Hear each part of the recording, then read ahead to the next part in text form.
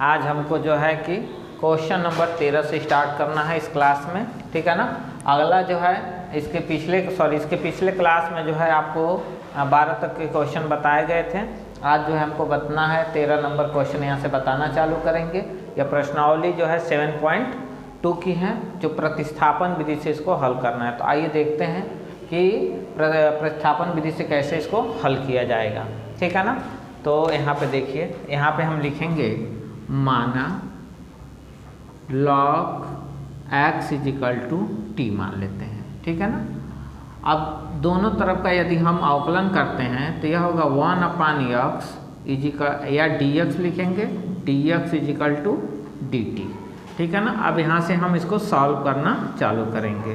तो देखिए यहाँ पे हम सॉल्व करेंगे तो यह यह इंटीग्रेशन हो जाएगा 1/x इंटू log x⁻m।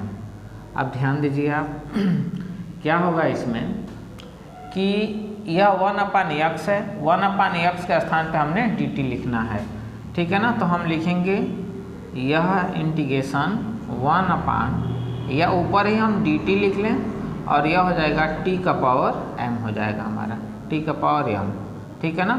इसका क्या करना है, हमको समाकलन करना है। तो यहाँ से हम इसको क्या करेंगे, तो यहाँ पे हम इसका क्या करेंगे, समाकलन करेंगे।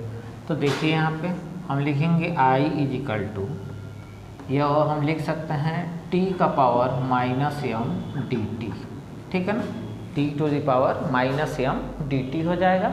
अब देखिए इसको हम क्या करेंगे, अब यहाँ से समाकलन करेंगे तो होगा t⁻m +1/-m+1 + c, ठीक है ना। या इसको हम और व्यवस्थित लिखेंगे तो t⁻1 - m इसको भी लिख सकते हैं 1 - m + c, ठीक है ना। क्योंकि हम जानते हैं कि t का मान क्या है, log x के बराबर है, लिए हैं। तो यह हो जाएगा I = log x⁻1 - m लिख सकते हैं यहाँ पे, और by 1 - m + c। तो इस तरह से जो होगा क्वेश्चन नंबर 13 का समाकलन होगा। ऐसे हम क्या करेंगे, इसका समाकलन करेंगे। अब देखिए हमारा क्वेश्चन नंबर यहाँ से 15 है।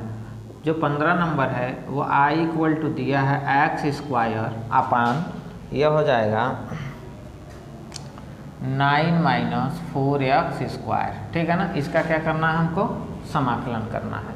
तो इसका समाकलन करना है तो इसको भी हमको क्या करना है कि प्रतिस्थापन विधि से ही हल करना है।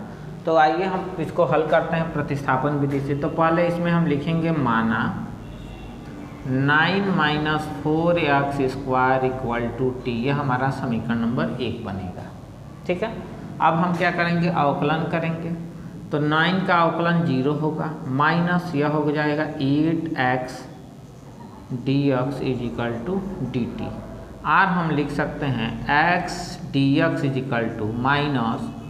-dt/8, यह हमारा समीकरण नंबर 2, ठीक है ना, ठीक है ना। तो इस तरह से जो है, इसका मान x है, ठीक है ना।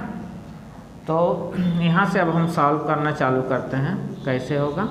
तो देखिए I = हम लिख सकते हैं, और इसके स्थान पे t है तो 1/t इंटू, ठीक है ना, और x के स्थान पे लिख सकते हैं -dt/8, या इसको हम ऐसे लिख सकते हैं I = 1/8 इन माइनस और इंटीग्रेशन 1/t dt हो जाएगा हमारा, ठीक है ना। या अब यहाँ से हम करेंगे 1/8 इंटू log 1/t का समाकलन mod(t + c) और -1/8 log, और t का मान क्या है हमारा 9 - 4x², यह mod(ऑफ) में होगा हमारा, ठीक है ना, और +c। तो यही जो है क्वेश्चन नंबर 15 का, यानी कि 15 का क्या होगा, हमारा समाकलन होगा। अब देखिए क्वेश्चन नंबर जो है यह हमारा 16 है। तो ये इसको भी प्रतिस्थापन से ही लगाना है। तो लिखेंगे माना 2x plus 3 equal to T let कर लेंगे। इसका क्या करेंगे, यक्स के सापेक्ष अवकलन करने पर, तो यक्स के सापेक्ष जब अवकलन करेंगे तो यह होगा 2 dx, इसका 0 हो जाएगा, यह dt मिलेगा। r हम लिख सकते हैं dx इजिकल टू dt/2, ठीक है ना। तो यहाँ x है।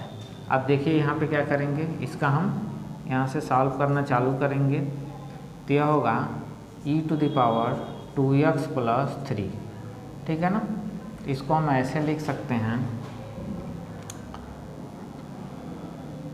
I = ठीक है ना e⁻t dt, और ध्यान दीजिए यहाँ /2 है तो यह 2 हो जाएगा, ठीक है ना। r हम इसको लिख सकते हैं I = 1/2, यह e⁻t हमारा हो जाएगा। तो e⁻t होगा। अब इसका यहाँ dt हमारा छूट गया है। अब सॉल्व करेंगे तो 1/2 e का पावर क्या है, t है, तो इसका जो है हमने माना है 2x + 3 + c। तो इस तरह से हम क्या करेंगे, इसका समाकलन करेंगे। और जो है यह क्वेश्चन नंबर हमारा जो 16 है, हम ऐसे ही क्या करेंगे, इसका समाकलन कर सकते हैं। तो देखिए क्वेश्चन नंबर 16 का प्रतिस्थापन विधि से यह निकल कर आया हमारा समाकलन। अब देखिए हमारा क्वेश्चन नंबर जो है 17 है, इसका भी हमको समाकलन करना है, ठीक है ना। या जितनी मतलब जो न्यूमेरिकल्स बताए जा रहे हैं आपके 12th में जो प्रश्नावली 7.2 है उसी के क्वेश्चन, उसके प्रश्नावलियों में जितने क्वेश्चन हैं सारे क्वेश्चन को बखूबी बताए जा रहे हैं। तो देखिए यहाँ क्वेश्चन नंबर क्या है, 17 है, ठीक है ना। इसका हमको क्या करना है, समाकलन करना है। तो इसका जो समाकलन करना है किस मेथड से करना है, प्रतिस्थापन विधि से। और चूँकि प्रतिस्थापन विधि में हम आपको बता चुके हैं इसमें लेट करना पड़ता है, मानना पड़ता है, प्रोसेस है। तो हम इसको ऐसे लिख सकते हैं e⁻x² जो इसमें दिया हुआ है, देखिए यहाँ पे, उसमें हम पूरे को यदि ऐसे देखते हैं x² = t लेट करते हैं, ध्यान दीजिए यहाँ पे, इसका अवकलन करेंगे तो 2, ठीक है ना, और यह हो जाएगा x, ठीक है ना, x dx = dt, ठीक है ना। यहाँ देखिए x है तो हम x dx = लिख सकते हैं dt/2, यह समीकरण हमारा 2 बना, ठीक है ना। अब यहाँ से हम जब इसको सॉल्व करना चालू करेंगे, यह सॉल्व हो रहा है, लेट किया गया है, यहाँ लिख लेंगे माना, ठीक है ना। तो यह हो जाएगा I, यह इंटीग्रेशन, ठीक है ना। अब देखिए इसके स्थान पे हमने t माना है और इसका पूरा मान dt आया है, तो यह हो जाएगा dt/2, और यह हमारा होगा e⁻t, ठीक है। या dt यहीं रहा लिखा गया है, या फिर हम यहाँ लिखेंगे I = 1/2 बाहर कर देंगे, यह इंटीग्रेशन dt/e⁻t हो जाएगा हमारा, या 1/2 और इंटीग्रेशन e⁻t dt होगा।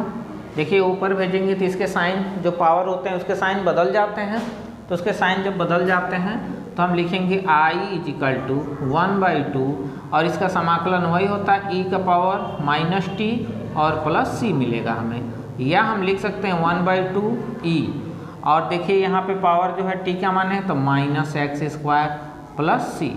तो इस तरह से जो है क्वेश्चन नंबर 17 का जो है बहुत ही आसान, यह न्यूमेरिकल बहुत ही इजी है सब, ठीक है ना, और बहुत ही आसानी से इसको हम क्या कर सकते हैं, हल कर सकते हैं। तो देखिए यह क्वेश्चन नंबर हमारा 17 रहा, ठीक है। देखिए यहाँ पे थोड़ा सा मान छूट गया था, यहाँ समझ, इसका पावर -1 होगा, ठीक है ना, और यहाँ पे माइनस लग जाएगा, बटे में पावर जो है -1 होगा, इसका पूरे का जो समाकलन आएगा। तो हम यहाँ लिख सकते हैं I = -1/2 × -x² + c, या इसको हम और एक तरह से लिख सकते हैं I = -1/2, या पूरे का लिख सकते हैं हम -1, ठीक है, और 2e⁻x² + c हो सकता है, आपके आंसर शीट में यह मान ऐसे दिया हुआ है, ठीक है ना।